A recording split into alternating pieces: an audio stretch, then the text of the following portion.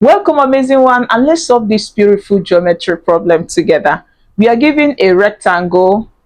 The width of the rectangle measures 20 meters, and inscribed are two unequal circles such that they touch each other at this point and also touch the size of the rectangle. The radius of the big circle is 8 meters and the radius of the small circle is 5 meters. The question is the area of the rectangle, this rectangle. Now, how do you do this? Is it something you can do? Don't worry, I will take you through it step by step. It's just so easy. Remember that for you to find the area of a rectangle, always the area of a rectangle is given by this length multiplied by the width. In this question, we don't know this. From here to here, we don't know. So we can label it that from here down to this end, let's say it is x. It means that if we know this x value, multiply it by the width, it gives us the area. So it means that the area will be the length, which is x, multiplied by the width, which is 20. To simplify, this is area will give us 20x. But the question is, do we know the value of this x? Until we find this x, then we can find the area. Now, how do you get the value of x? It's just so easy. What should we do? Anytime you have this kind of question, please target intersecting points. Now, what we need to do first is to recall this theorem. The theorem says anytime you have a circle drawn and a line is drawn to touch the circle at a point and moves away, we say that this is the line, this is your tangent line. And if a line from the center, which is the radius, comes in contact with the tangent, we say it is always perpendicular, and that is your tangent radius theorem. Now, how will this theorem help us here? Let's go back to the diagram. Our target is to find this length. So we can try to establish this here. So in that case, we are going to drop this. We are targeting intersecting point. So we are going to drop a line from this to touch this point. So when you do that, see what you have. So let's do it gradually. So we're going to drop a line to touch the, you observe that this line has become a tangent line to the circle, and obeying this theorem, it right angles here. From here to here is radius, which is 8. From here to here is also radius, which is 8. And remember, this is a rectangle, it's always right angle here. This touching this point is also right angle. You observe that we have been able to form a square because the remaining angle should be 90. If this is 3, means from here to here is 8, automatically this tiny length from here down to this will also be 8. So let's adjust this. So we have it that from here to here is 8. This will also be 8 meters. What should we do next? We can also extend this. Just keep watching. So we're going to have this. So this is what we have. Let's use broken lines.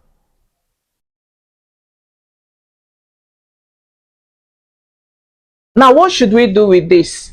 You observe that if you drop, you see that obeying this is right angle at this point. And here is also right angle because it's a rectangle. We are free to drop a line from here to touch this. So let's do it. So this is what we have.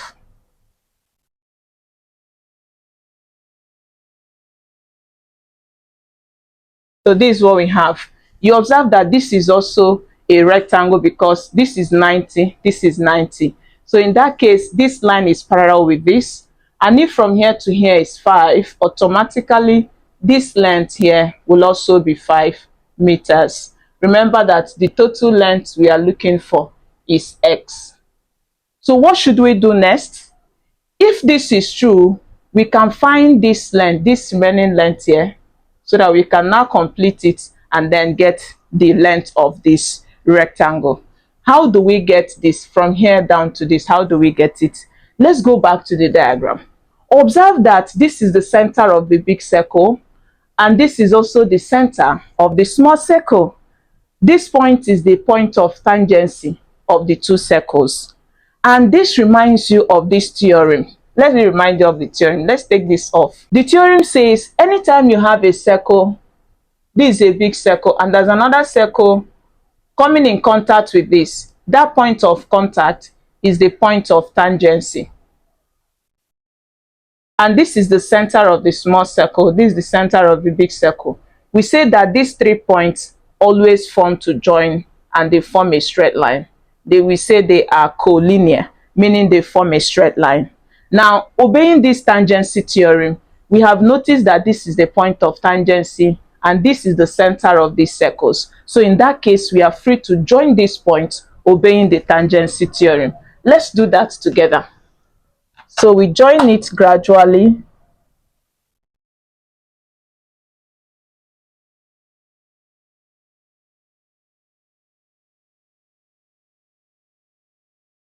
So this is what we have. Now, what should we do next? You see that this has formed a right triangle. Did you see it? This has formed a right triangle. And you remember that from here to here is the same as the radius of the big circle. So if from here to here is 8, from here down to this end will also be 8. And if from here to here is 5, is also the radius from here down to this. So here will also be 5. And to find this whole length is just 8 plus 5, which will give us 13. This also right angles here. Now, what should we do next? Our target is to find this base so that we can complete this length. But do we know this? Do we know from here down to this end? Do we know? We don't know it, but we can find it. How do we do that? Let's go back to the diagram. From here to here measures 20 meters. And if this is true, you remember that from here down to this is 5. We can extend this line from here to touch this. Is also the same as the radius. So let's do it together. So if you join it gradually, this is what you have. From here to here is also 5. From here to here is 5. Can we get from here down to this end? Remember that from here down to this is the same with this. Since from here to here is 8, from here down to this place is also 8.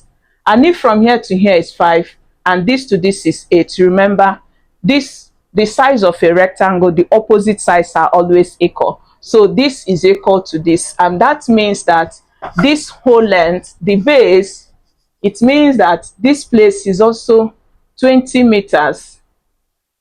And if this is true, we can now find this remaining length. How do we do that? It's just for us to do 20, subtract from here to here, which is 8, then subtract this, which is 5. And when you do that, you have 20. This will give us negative 13. Subtract this, you have 7. So from here down to this gives us 7 meters. What should we do next? We are going to bring out this right triangle out. Let's bring it out so that we can use it to find this length. Let's do it together.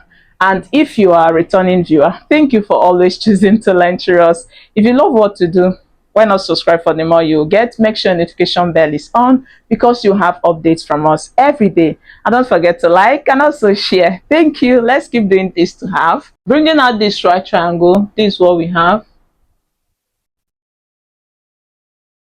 This length measures 7 meters. From here to here, as we said, is 13 meters. So we want to find this base. We can say it is labeled P. So how do we get it? You see that we are working with the size of a right triangle. Obey your Pythagorean theorem. And to do that, just watch the side that is opposite to this right angle. That is the longest side. So what you do is square the longest side. It gives us 13 squared should be equal to the square of the two legs summed. So we square 7 squared plus p squared. Simplifying this, we are going to have 13 squared is 169. This will give us 49 plus p squared. To get our p, remove this, you subtract 49. Remember, it's positive. So you subtract 49 from both sides. Keep simplifying. Subtract this, it gives us 120 is equal to, subtract this is 0, is equal to p squared. So it means that p will be equal to remove, let's do it this way. So this is the same as p squared is equal to 120. To get p, remove square. And to do that, you take square root. And remember, anytime you remove square, you take the positive and negative square root. But because the p cannot be negative, you only take the positive square root. So the value of p is this. We can simplify it so that we have p is equal to, there is a square number in 120, and that is 4 multiplied by 30.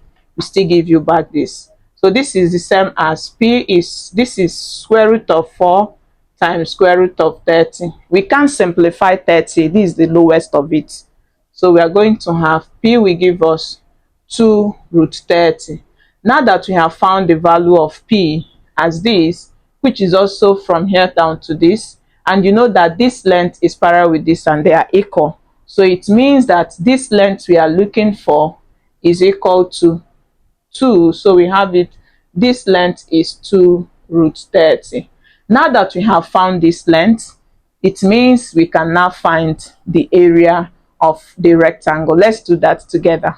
The area of rectangle we said is 20x, and that gives us area is equal to, let's first get our x. Our x is this whole length, and that gives us, so we have our x is equal to, add this, it gives us 8 plus 2 root 30 plus 5. So when you add this, we are having x is equal to, add this to, we have 13 plus 2 root 30. So the value of x is this. So we can plug it here. We have 20. Substituting x, we are going to, this is an expression, so put it in bracket. We have this plus 2 root 30. Distribute, use this to distribute. And when you do that, let's work it out here. So from here, we are going to now have area is equal to, this times 2 times 13 gives us 26. So we have 260. 20 times this will give us 40 root 30. And that gives us the area is 260 plus 40 root 30 as the area. Remember, it is squared centimeter. Or we can also take the approximate value to have area is approximated as 479 squared. Please, this is squared meters. So we have squared meters, or you have it this way. So this one is an approximated value, and this is the exact value for the area of the rectangle. And I hope this really helps you. Don't forget to tell us how much. I'll also be curious to see your own method. Thank you for always choosing to learn to us. I look forward to seeing you in my next video. Have a lovely day. Bye.